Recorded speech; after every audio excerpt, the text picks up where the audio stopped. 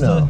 This is a Giulia TI with 19-inch wheel option with the sport pack as well, with adaptive dampeners and limited slip differential. Limited slip, which is the important thing. Now, is the traction control? I heard the traction control on the base models wasn't completely disabled yet. I know that's a weird thing to ask, but for what I do with my car, I always have the traction control off for either autocross. Actually, track it was fine, so track would probably be okay. But on the autocross, the seats are actually really good though. Yeah, really like these seats. With this car, I don't think the only vehicle we have is the Quadrifoglio that you can fully disable traction control. Yeah, that's the only one I heard. I heard they're working on a fix for it. But as far as I know, this one you can't fully disable it. Disable it, yeah. Full tilt steering wheel, obviously. Yeah, I've heard this is kind of. It's not a big deal. Yeah. I love these. I love these pedals. You've done quite a bit of research on these, huh? Yeah, I watch a lot of car videos. Sure, I do too. So this is the.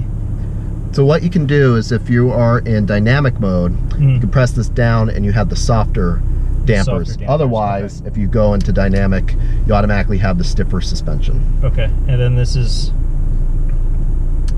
natural mode. I like to think of it as kind of just the mode you want to get home from work in one piece, but relatively quickly. And then that's the fast efficiency is your eco mode. So we want dynamic, but soft for driving on the around like on the rough roads here. Yeah, like Fulton Avenue, exactly. And so here's the. Oh, that's nice. Yeah, it's kind of a simplified version of BMW's iDrive. It's not a. It's not. I'll just be honest. It's a really good system. It's not the greatest, but it's very easy to navigate through and get through. And really, these cars are more about the enjoyment of driving than the infotainment. Though I do like how they implemented the screen curve there. Yeah, that's a really good. It's all integrated in here. Very almost Ferrari-esque with the 488 GTB. This was an option, but it wasn't that. I would think it was like $900 for the option with the leather on here. I think that's worth it, because that's something that you're looking at every day. Exactly, and the soft touch material and in the standard that you get doesn't look bad in my opinion. But again, this is obviously looks better. Yeah. And with the stitching looks fantastic personally. And really, it's not that expensive for the car when you like the options that you want. Absolutely. And you have your heated seats, your heated steering wheel as well, so this has the cold weather package. It doesn't have cooled seats though. That's kind of. Does not. That's one thing I love on my car. Yeah, and that's what I love about the Chevys too. You get it, and with this you just push back again. Oh, you push it back and it'll slide back there. Okay, that's nice. It's very nice. And then with this, just so you know, Steve, it's kind of you got your USB auxiliary power outlet. With this, you got to almost give it kind of a good push down. Yeah, that's fine. But just nice and secure. Yeah, it doesn't move at all. Exactly. That's good. All right. But are you familiar with the area, Steve? Yeah. So okay, we're just gonna head towards Cal Expo. Okay. If you want to go on the freeway, we can do that as well. But let's head towards Cal Expo.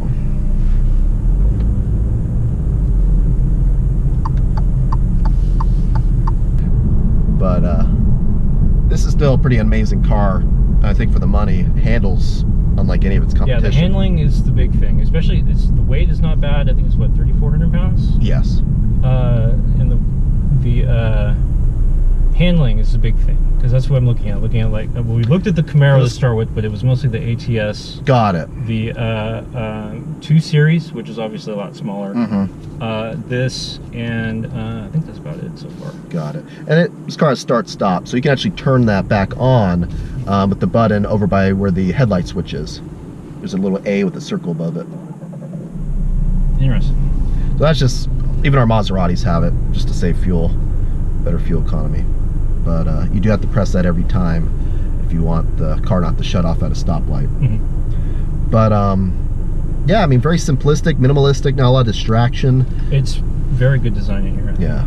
The paddles, what you'll notice too is this is pretty darn quick. I mean, I think it's about 150 milliseconds. I should probably try that, but when we get away from cars. Yeah, no worries. It's just, even if you don't use the paddles all the time, it's still pretty impressive. Yeah. To see how quickly it shifts with the paddle shifters. Yeah, I drove the Dodge Challenger when I was test driving for my car. Okay.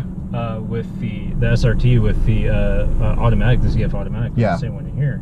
And I was just like, I'll buy this automatic any day because it's so instantaneous. It just goes. Yeah, it's pretty amazing. Is yours a manual, your SS? Mine's the manual. Is it? Oh, very cool. Yeah. I specifically wanted the manual in that car. I drove it with the automatic. I was like, that automatic's no good. Yeah.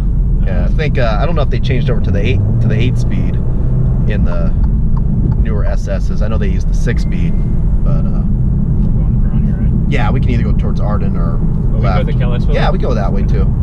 Longer test drive, as long as you have time, isn't the worst thing in the world, I think.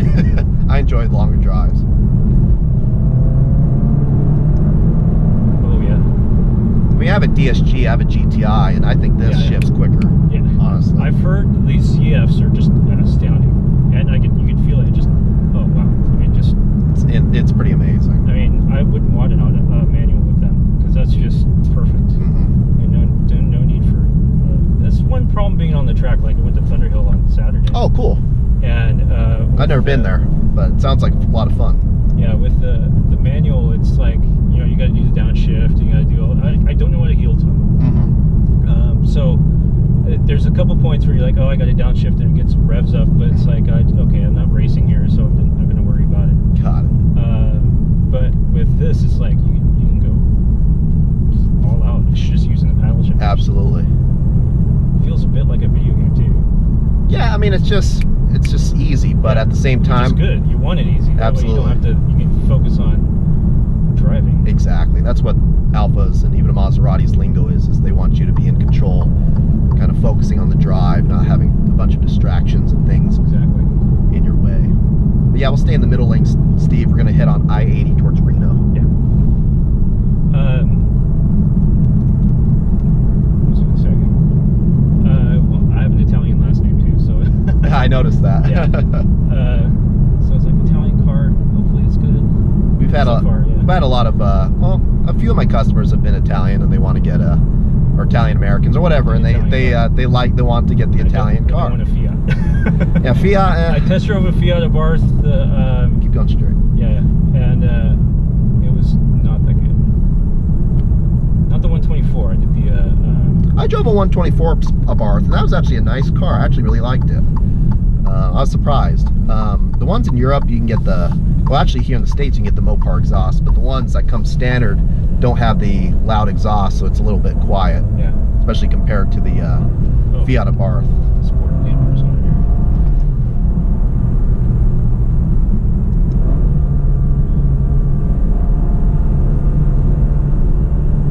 This is definitely a car I'd love to own. I'm kind of a relatively newer salesman, but yeah. So I'm still getting my feet wet, but I can't tell you how badly I'd love to own one of these cars. I feel very privileged to even just be able to go out on test driving them. And that's the lane departure warning. Oh, okay. So as long as you put your blinker on. If you don't put it on, okay. Exactly. That's what that was. But I think it's still a nice extra safety feature. It can get annoying, but you can actually turn it off.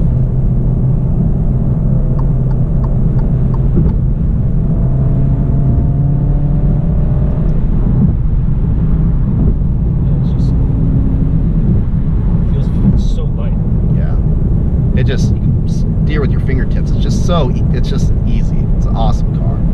We'll go on Fulton Avenue, so you got 2.25 miles. I have no tickets, by the way, so. You're okay. I've never had a ticket. A lot of 20 years. I've never been pulled over. I've been a product. Over, but never had a ticket. I've gotten one ticket as personally, but as far as test drives go, I've been with Maserati since March of last year. I was a product specialist. I take people out on test drives. Never got pulled over once, and I've had a gentleman go pretty darn quick, and I had to actually tell him that you gotta slow down a little bit. It was in our Maserati GTS, which is the fastest Maserati. Yeah. So, but he ended up buying the car, so it worked out.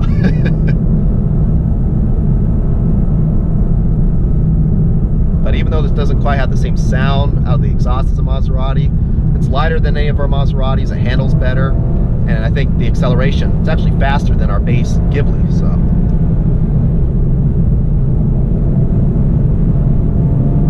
I prefer smaller sedans, hatchbacks, so I think this is a great car. Yeah. For the money, absolutely. I just want to feel the turn. No, absolutely, yeah, do whatever you want to do, no worries. The stock you got to get used to.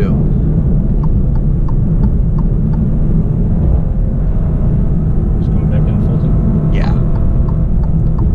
If you want, Steve, we can actually take Watt if you want. I'll go down here. Yeah, that's fine.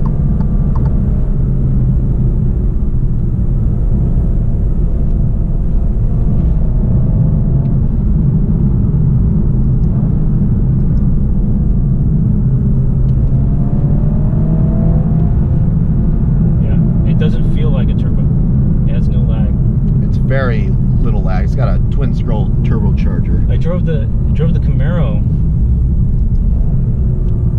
and was it the? It was just a lot of lag. The 2-liter turbo. Oh, 2-liter turbo. Yeah. I've not driven that one yet. I'm a fan of the new body style, but I've heard good things about the V6. But the turbo, I've heard, isn't nearly as sporty. It's not that. It wasn't that sporty, but a 2-liter Camaro just won the SCCA National Championships for its class. Wow. So that's impressive. I did not know that.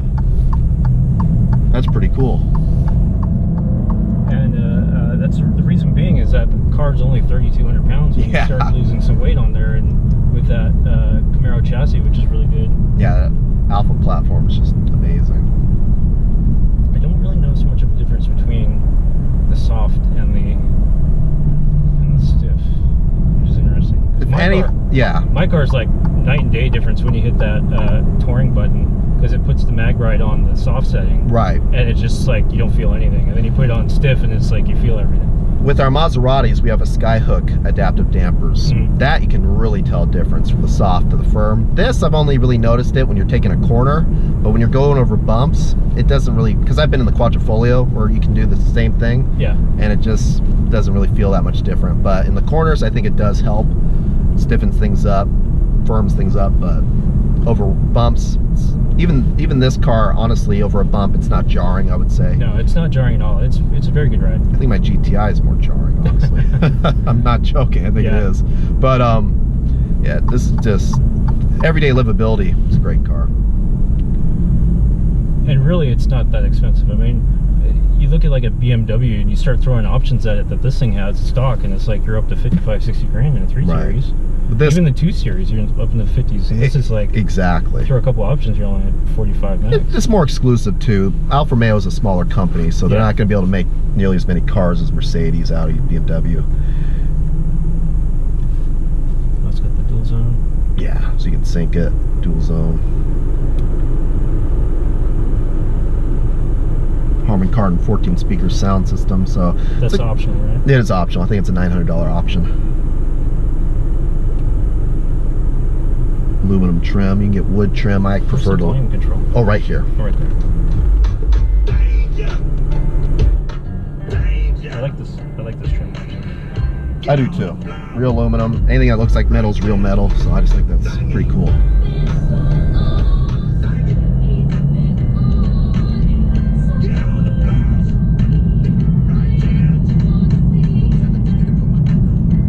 I really think this is a true driver's car, though.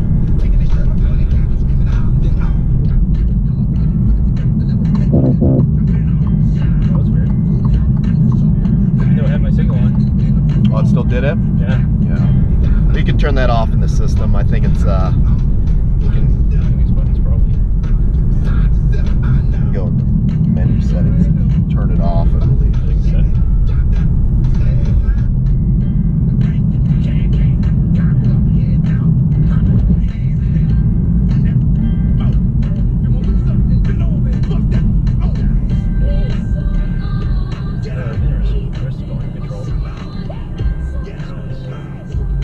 Oh, I'm sorry. I always use this one. For some reason, I never use the one on the steering wheel. I don't use steering wheel controls. Use this field. I do in my car, so I don't know why I didn't mention. I'm sorry. That's okay. I'm just so used to using this because you can tune and. Test drive the C. I bought a BRZ a few years ago, and then I kind of got.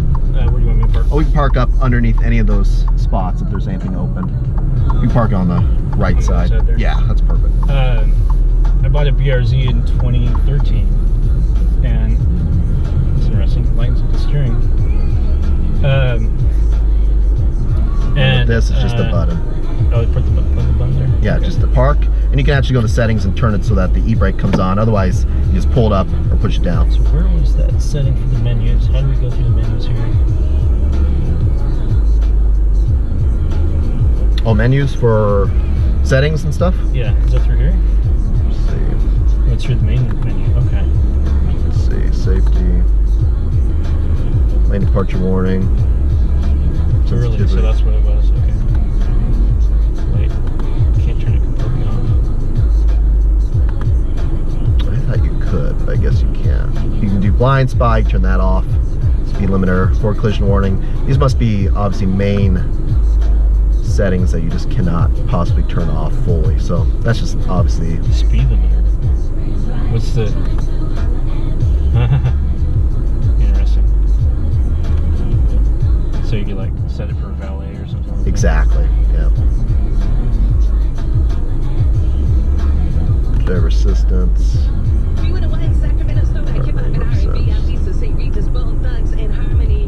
What's neat too is you actually can go to go to car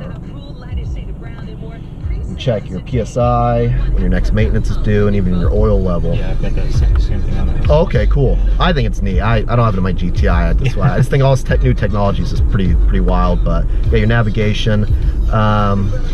Most people still use their phones, but I still think this is a pretty decent navigation. Though, if you set your destination, you go to city, zip code. It's kind of a rotary. Down thing. Yeah, It's so not bad. it's not bad. It's pretty easy to use.